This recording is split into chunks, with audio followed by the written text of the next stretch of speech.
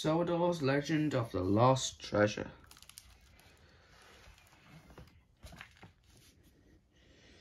It was a sunny day on the island of Sodor. A perfect day, Thomas thought, for racing Bertie. Express coming through. He peeped as he sped past Bertie. The passengers in his side coach's onion clever bounced about like peas in a frying pan. You know that Sir Topham doesn't approve of you racing, Annie said. Nonsense. I'll always be Sir Topham's #1 engine, Thomas puffed. My branch line is the most important part of the whole railway. On the other side of Sodor, a new branch line was being built between Alsborough Harbour and Harwich. Marion, the railway steam shovel, travelled through Alsborough Junction on her way to the new branch line. Suddenly, Marion saw something she couldn't believe. Tiny little engines. A brake van named Toad laughed. Haven't you ever seen miniature engines before? He introduced Marion to Mike, Rex and Bert. They were very small engines who helped take heavy goods to the big engines. Marion was sure they were magical. I bet they make wishes come true, she thought. The next morning, Gordon was waiting for Thomas to bring him his coaches. But Thomas was still being very cheeky and sped off with the coaches himself. He raced past Gordon, pulling the coaches faster and faster, until he reached a red signal. Cinders and ashes, Thomas gasped as he came to a sudden stop, but the coaches didn't stop. They flew off the track.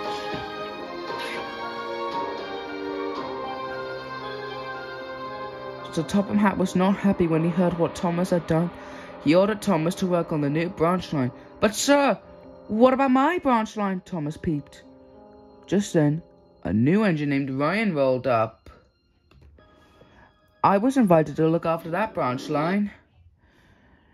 Ah, said Tom Hatter, my new tank engine is here. Thomas couldn't believe it. A new tank engine?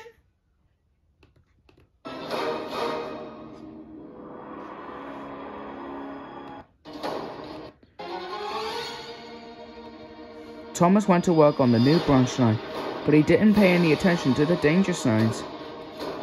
Suddenly, the earth crumbled away beneath him, and the tracks buckled and broke. Thomas crashed down into a giant underground cavern. Fizzling fireboxes! Where am I? He peeped. As Thomas looked around the cavern, he saw something amazing. There in front of him was an old pirate ship.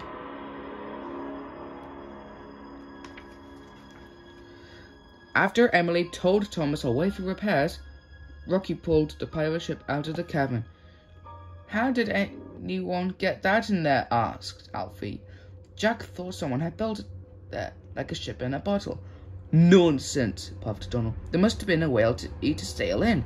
Aye, Donald disagreed. Maybe the cave entrance collapsed.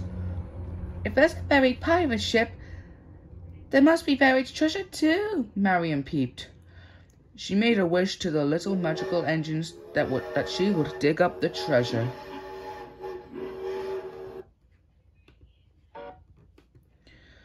Not far off, in Alsborough Bay, a mysterious sailor stood in his sailboat, holding his telescope. Stop bobbing about, he commanded his tiny boat. Sorry, the boat replied, through a mouthful of water. The sailor raised his telescope to watch the excitement at the new branch line and started to make a plan. That night, Thomas went to the sheds to rest, but Ryan, the new tank engine, was already there. He invited Thomas in, but Thomas steamed past. I'd rather sleep on a siding by myself, he said. He puffed grumpily. Thomas rolled into the darkness. As he settled down, he heard rustling. He looked up and saw a ghost ship glowing in the dark. Thomas followed the eerie sailboat. The ghostly figure stood upon its deck. It glided past the danger signs right up to the edge of the hole that led into the cavern. That's when Thomas realized it wasn't a ghost boat. He's got wheels!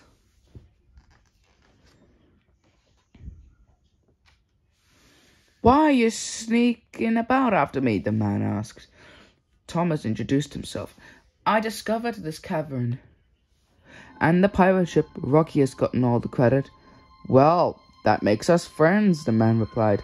My name is Sailor John, and I'm Skip, the boat said. We're looking for treasure. Sailor John tied a rope around his waist, and Thomas lowered him into the cavern. Sailor John gave me wheels after he found a ship, Skip explained. This way we can search on land. I found it, Sailor John exclaimed from the hole. The treasure? Thomas and Skip asked. No, the sailor called back. The map. The sun was rising as Thomas returned to the new branch line. Ryan called to him. Thomas, did I see you with a sailboat? No, Thomas peeped. You did not. I guess it was a dream, Ryan said. Ryan went to an old hopper to fill up with coal. Thomas knew it was bad coal, but he didn't say anything. That afternoon, Ryan went to fetch some more dynamite for Marion. When he returned, his funnel was spitting sparks because of the bad coal. The sparks set the trucks with the dynamite on fire. Thomas rushed to help. He buffered up to the flaming trucks to push them out of the yard. In the confusion, the signalman switched the tracks, sending Thomas toward the cavern. Thomas's brakes squealed as the trucks rolled into the giant hole. The dynamite exploded with a mighty kaboom.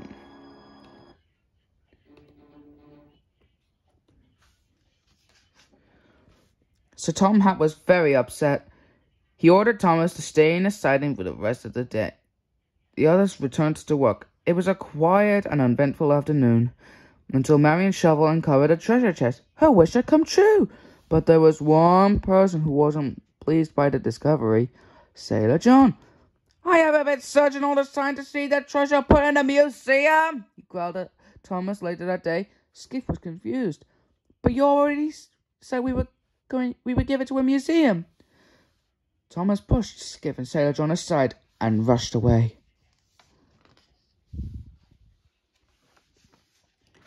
Thomas returned to the new branch line as the sun was setting.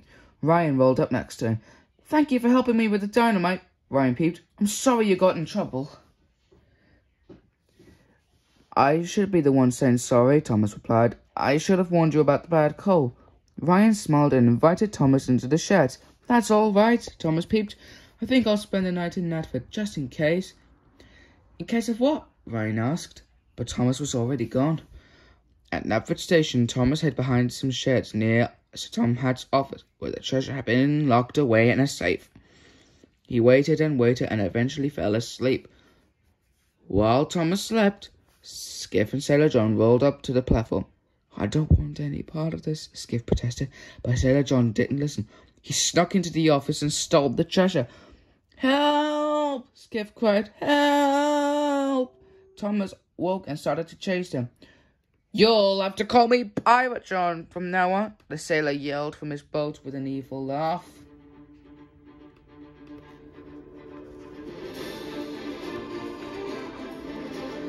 Thomas raced as fast as he could. His whistle blew a warning to all the nearby trains. Express coming through! Rex, Bike and Bert rushed to help. They dumped ballast on the tracks. The escaping boat crashed right through them. Ryan tried to slow them down too, but it didn't work. Thomas! Skiff shouted. Run me off the rails! I won't mind! Thomas sped up and bumped Skiff. The tiny boat flew over the rails and splashed into the harbour. Screech! Thomas tried to brake, but he couldn't. He leapt off the rails and came to rest in the surf.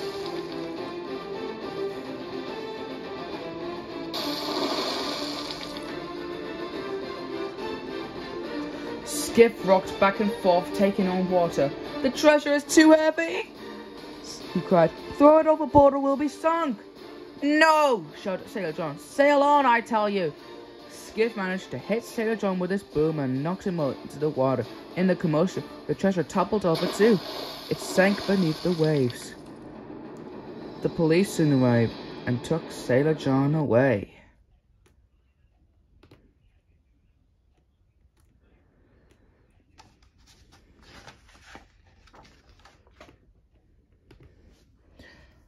Divers rescued the treasure and delivered it to the Augsburg Museum just in time for the completion of the new branch line. My engines are much more important to me than any treasure, Sir Tom has said, and you, Thomas, are my number one. He let Thomas roll through and break the ribbon, opening the line. Thomas was happy to be such as important and really useful. He blew his whistle and all the engines cheered. The end.